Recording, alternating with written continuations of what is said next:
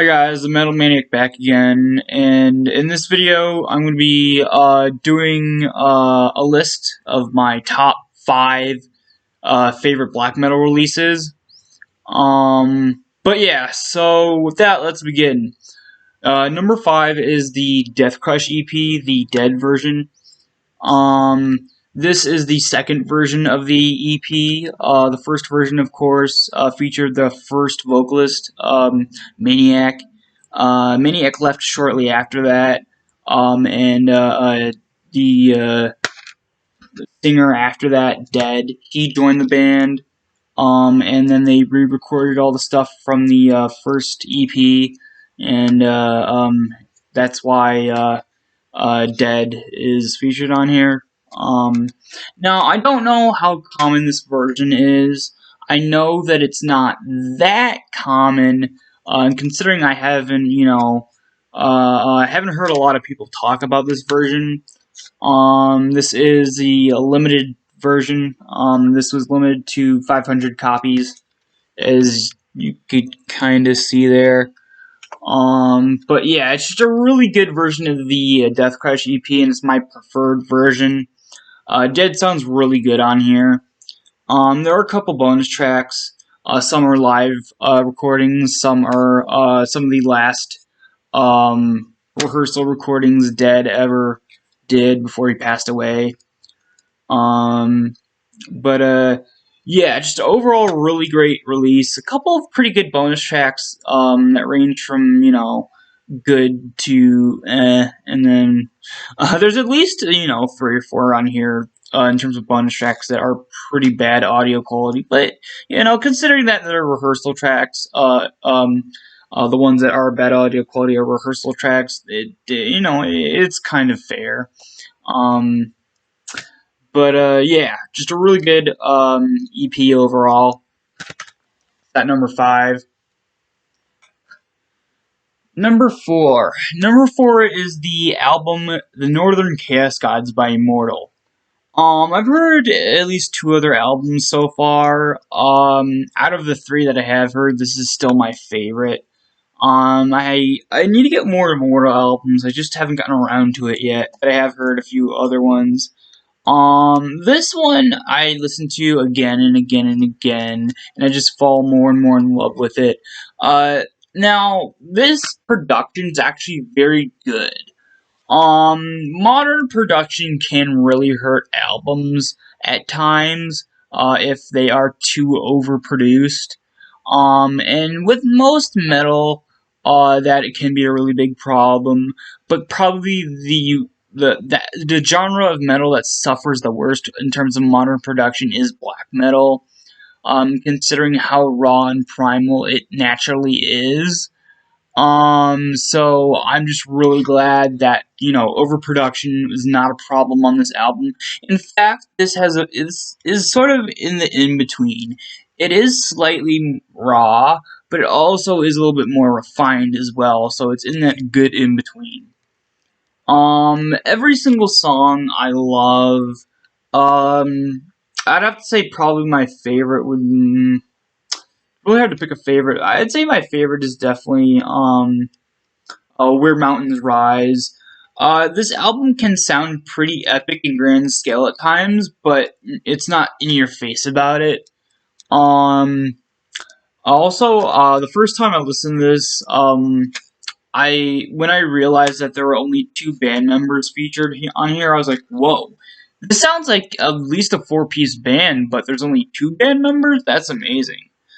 Now, I don't know if there was always only 2 band members in Immortal, but with this album, there is only 2 band members.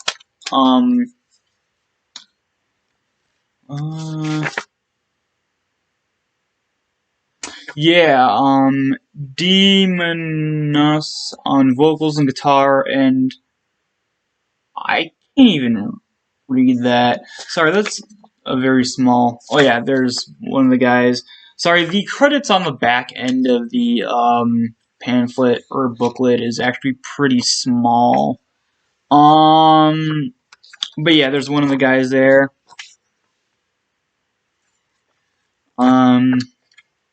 And then there's the other guy. So yeah, one does vocals and guitar. I don't think there's actually any bass on this album. I think they didn't even include a bass. If I yeah, I'm right about that. There's no bass on here. But one guy does vocals and guitar, and the other guy does drums. Um, and if they ever did play bass on this album, I can't hear the bass at all. So that's why I just assumed they didn't have a bass on this one. But yeah, again, very good. It can be epic in grand scale at times, but it's not in your face about it. But yeah, overall, very good black metal album. I love it.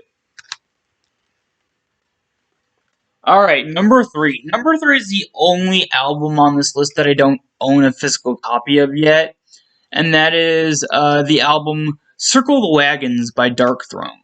Yeah, I know a lot of people don't like that album, and a lot of people don't like the era of Darkthrone that album comes from, but I really, really like it. And it was actually my first taste of black metal. Um, about 3 years ago. 3 years ago. Oh, excuse me.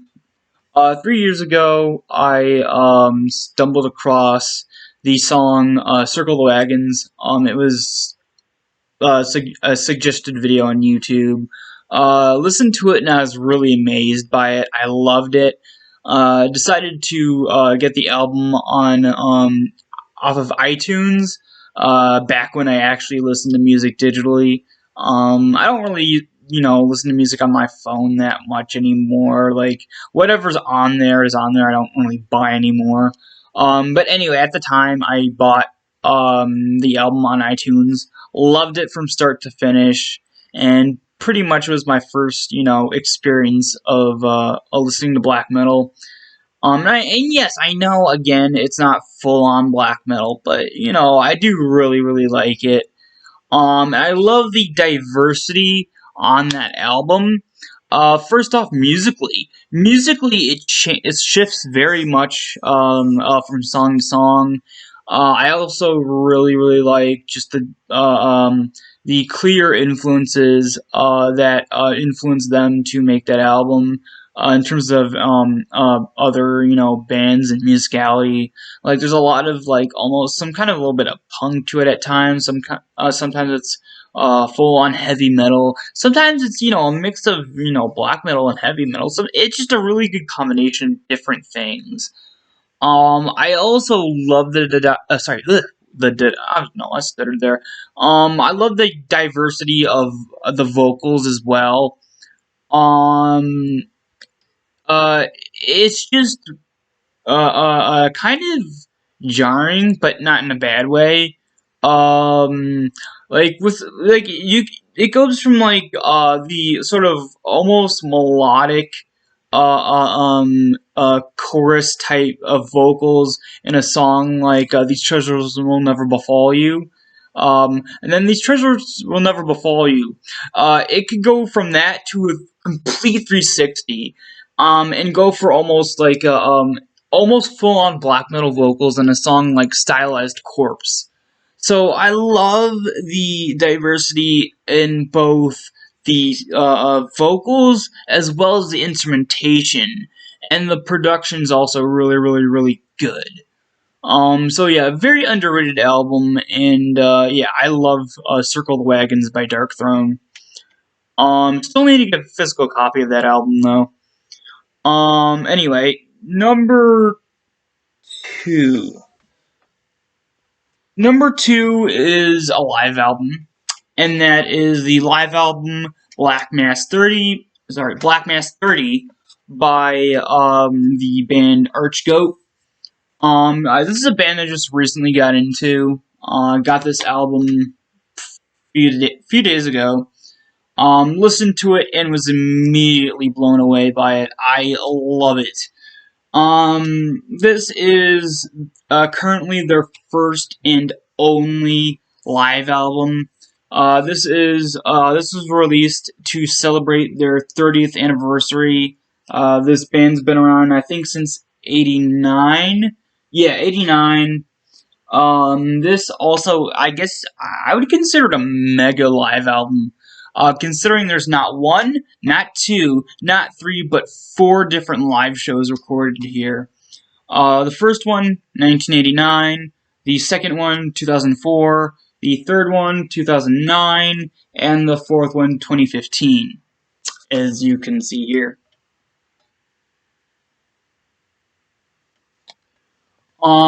This band is not entirely black metal. They're sort of black and death metal actually, but you know, there's still enough black metal element there to where you know they're able to be featured on this list. Um, but yeah, it's just an amazing live album. I love how, even though for the most part it sounds like black metal, in terms of the instrumentation, the raw production. Yeah, it's a live show, so raw production is, you know, somewhat guaranteed for the most part. But they add a bit of rawness to it as well. But the thing that really stands out are the vocals. They're death metal vocals. They're definitely not black metal vocals. They're almost Chris Barnes style of vocals, but done way, way, way better. Um, but yeah, just a really, really great live album. I can't wait to check out more of their stuff. Yeah, that's at number 2. And at number 1 is another band that's not really full on black metal. They're sort of black and death metal.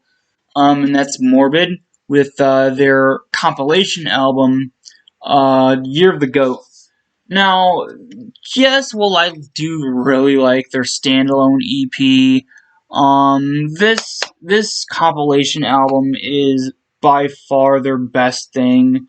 This was released, I think, 2011. I'm pretty sure. Yeah, 2011. Century Media got the rights to Morbid's music and released this. This is the CD version. There's also a vinyl version that's extremely expensive because it's extremely hard to find, and I believe the vinyl version had a couple different colored vinyl. There was of course there. I'm gonna just list off a few of the vinyl versions because they're actually pretty cool looking. There were a couple vinyl versions of this. First off is the standard black vinyl. There was a gray vinyl. There was a gold colored vinyl. Probably the rarest of the bunch. And then there was sort of I believe it was a mist colored vinyl or something. But yeah, so all the vinyl ones are actually pretty hard to find, and if you do find one on eBay, they're gonna cost you $100 or more. Probably a little bit more, depending on shipping. But yeah, the CD version is also pretty hard to find, but it actually is not that expensive. I think the most that the CD version goes for is $50, $60 at the most. But yeah, just a really good compilation album. It consists of course, the December Moon EP, as well as some rehearsal tracks, and 3 different live recordings. Of course, the first live recording is really, really, really good, and then the second and third live recordings sound awful. The audio quality is horrendous. But again, the first live show, the rehearsal tracks, and the EP are all really, really good. Love this band. Extremely underrated. I wish they I wish they stayed around at least long enough to release one full-length studio album. Sadly, that's not the case. But at least we got something, you know. At least we got something. But yeah. So that's it for this video. Hope you guys enjoyed, and I will see you all next time.